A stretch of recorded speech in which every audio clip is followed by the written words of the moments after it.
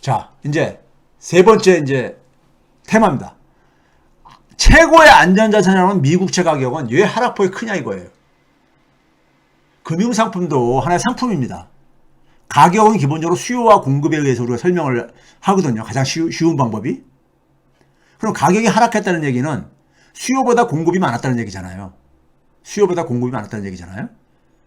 그러면은 미 국채 가격의 급락은 미 국채의 과잉 공급에서 비롯되는 거죠. 과잉 공급. 수요에 비해서 그러니까 공급이 많다는 거라고 생각할 수 있잖아요. 그럼 미 국채에 대한 수요와 공급의 구조를 한번 생각해 보면요. 미국 내부적인 측면하고 해외적인 측면이 두 개가 존재할 수 있겠죠. 두 개가 같이 되니까요. 내부적인 측면, 국내적인 측면에서 볼 때는 뭐가 있겠습니까? 국채를 많이 공급하는 하나의 요인 중에 하나는 뭡니까? 미국의 재정 적자가 지난 몇 년 동안의 팬데믹 이후에 굉장히 더 심해졌잖아요. 재정 적자가요. 그렇죠?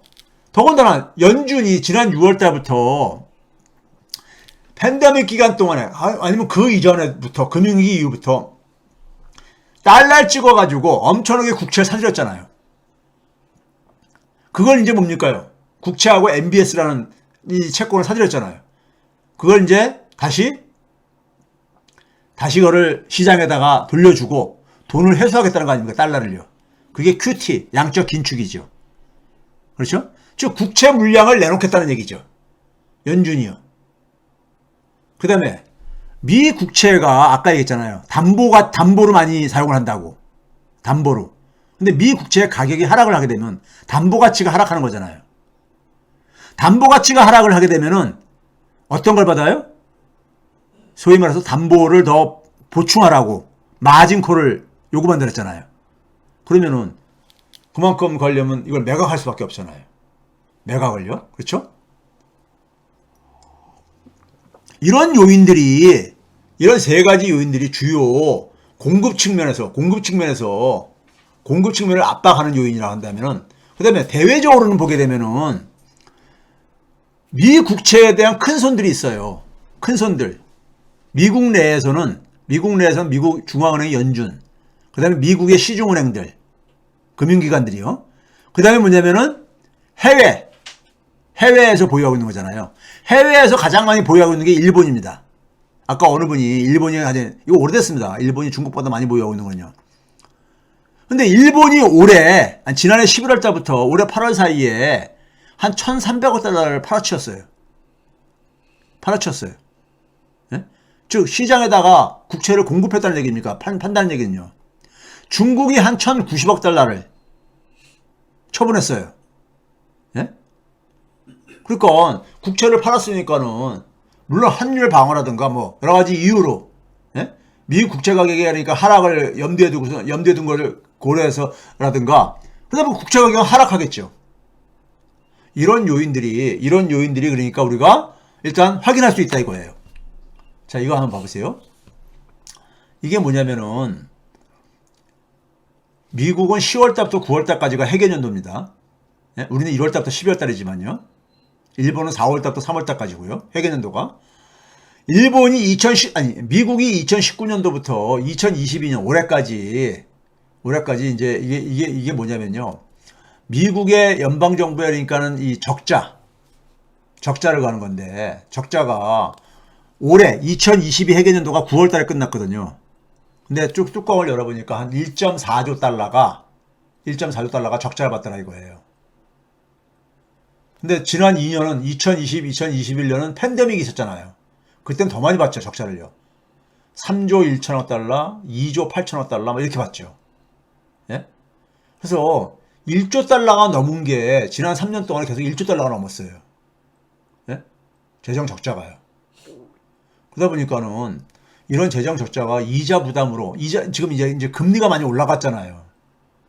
그러니까는 이 1조 달러 시대가 당분간 계속 지속될 가능성이 크다는 거예요. 예? 금리가 많이 올라갔으니까. 이자를 많이 갚아야 될 게 아닙니까? 예? 국가 채무도 증가했는데. 그래서 재정 적자가 당분간 증가할 거라는 거예요. 자, 그 다음에 이게 블룸버그의 기사입니다. 이런 기사가 있었죠. 영국의 국채, 트레저리니까. 영국의 재무부. To transfer 11 빌리언 파운드 to BOE, 뱅크 오브 잉글랜드죠. to cover QE, 이게 퀀티티티브 이징이죠. 양적 완화. losses, 손실이죠. 즉 그동안에 미국 연준을 비롯해서 많은 기축통화국 중앙은행들이 양적 완화할 때 돈 찍어내가지고 국채를 막 매입하고 그랬잖아요. 네? 채권들을 매입해줬잖아요.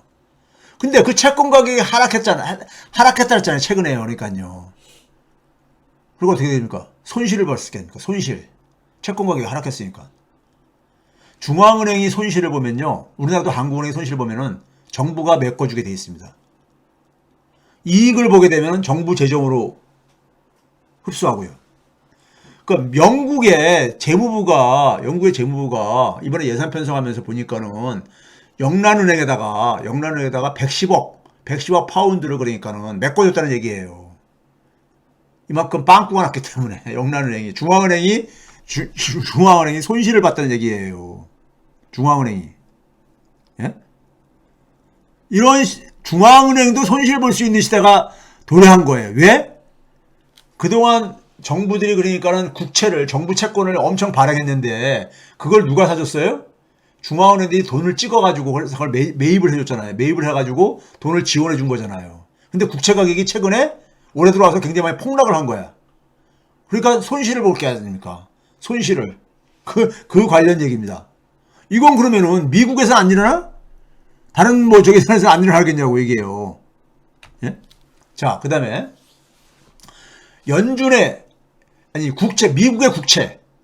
미국의 국채를 가장 많이 보유하고 있는, 네?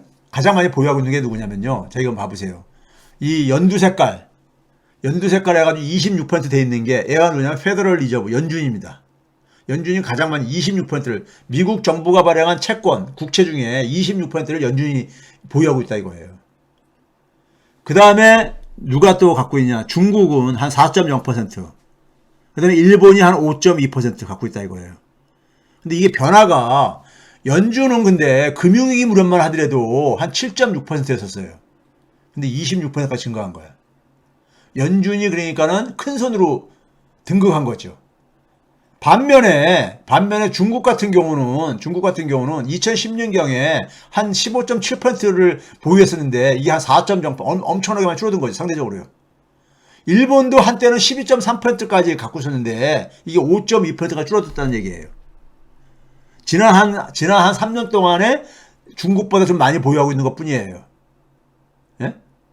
근데 일본과 중국이 많이 줄어들었잖아요. 역할이. 그렇죠? 그럼 나머지는 누구냐? 나머지 이게 다 해서 100이 안 되잖아요. 100%가요. 자, 미국의 그러니까 미국 정부의 채무 중에서 외국인이 보유하고 있는 총 규모가 어느 정도 되냐면 31% 정도 됩니다. 근데 이게 금융위기 무렵만 해도 한 48% 됐어요. 많이 줄어들었죠. 지금 뭐냐면 미국 정부가 발행한 채권을 많이 보유하고 있는 게, 대표적으로 많이 보유하고 있는 게 물론 예국은 단 한 나라를 얘기하는 건 아니죠. 이 예국이 한 30%를 갖고 있다는 얘기예요. 예? 연준이 한 27% 갖고 있다는 얘기고요. 그렇죠? 그 다음에 뭐냐면은 금융회사들, 미국의 금융회사들이 얼마 정도 갖고 있냐? 한 40% 갖고 있는 겁니다. 40%. 그러면은 대충 이제 그러니까 40%에다가 31%하면 71%죠. 그러다가 거기다가 연준이 갖고 있는 거 26%. 예? 그럼 얼마입니까요? 97%. 거의 100% 되잖아요. 이 세 주체가 미국 정부의 국채를, 그러니까 미국 정부가 발행한 채권의 주요 메이저, 그러니까는 이 홀더들이라 이거예요. 보유자들이라는 얘기입니다. 예? 보유자들인데 어떤 변화가 생깁니까? 은행들은, 금융회사들은 40%로 거의 변화가 없죠. 지난 한 20년 동안에. 40% 선으로. 그건 왜 그렇습니까요? 은행들은 자기 자본 규모에서 보유할 수밖에 없어요. 돈이 없잖아. 그 이상을 그러니까 보유하고 싶어도. 자기가 가지고 있는 이 자본, 자기가 그러니까 만든 자본, 자기 자본의 비중, 그게 한 40% 정도를 소화하고 있다는 얘기입니다. 그 다음에 앞에서 봤듯이 예국에서는 한때 48%였던 걸 31%가 줄어들었어. 그러면 이걸 누군가 메꿔야 되잖아요. 이 줄어든 걸요. 그걸 누가 메꿨다고요? 연준이 메꾼 거야. 연준이 메꾼 거야. 연준이 사들인 거죠. 에? 연준이 사들인 거야. 그러면 이제 그러니까 대충 미국의 국채 가격의 하락의 원인을 대충 이제 어떤 요인들이 영향을 미치는지 알 수 있겠죠. 이게 예국의 공공기관들이 보유하고 있는, 미국 연준이 보유하고 있는 국채들인데, 지난해 3월달 이후에 한 2,300억 달러가 축소가 됐어요. 그러니까 예국은 이렇게 줄여가고 있다 이겁니다. 줄여가고 있다는 거야. 자, 그래서 이게 지금 뭐냐면요. 블룸버그에서 물론 여러 이제 그 기관들에서 있지만 블룸버그를 대표로 쓰는데, 미 국채의 유동성 지수라는 것은 이 국채의 수익률 있잖아요. 수익률이요. 수익률이라는 게 이 새로 발행하는 국채의 금리랑 같은 말이기도 하지만은 수익률이 평균, 그러니까 적절한 가치를 얼마나 벗어났는가를 측정하는데, 지금 맨 오른쪽에 보게 되면은 2.76이라는 수치를 가르치고 있죠. 근데 이게 언제부터입니까요? 2013년부터 쭉 가는데, 지금 여기 오른쪽에 빼죽하게 튀어나온 게 2020년 3월 달에 팬데믹이 터졌을 때, 그때입니다. 예? 그때는 그러니까는 미 국채 가격이 막 이렇게 예? 폭등하고 막 그랬을 때요. 그러니까 이때를 더 넘어섰다는 얘기야. 예? 그러니까 적절한 가치를 지금 최근에 그러니까는 미 국채의 수익률이니까는 엄청나게 올라갔다는 얘기예요. 엄청나게 올라갔다는 걸 이제 보여주는 하나의 지수입니다.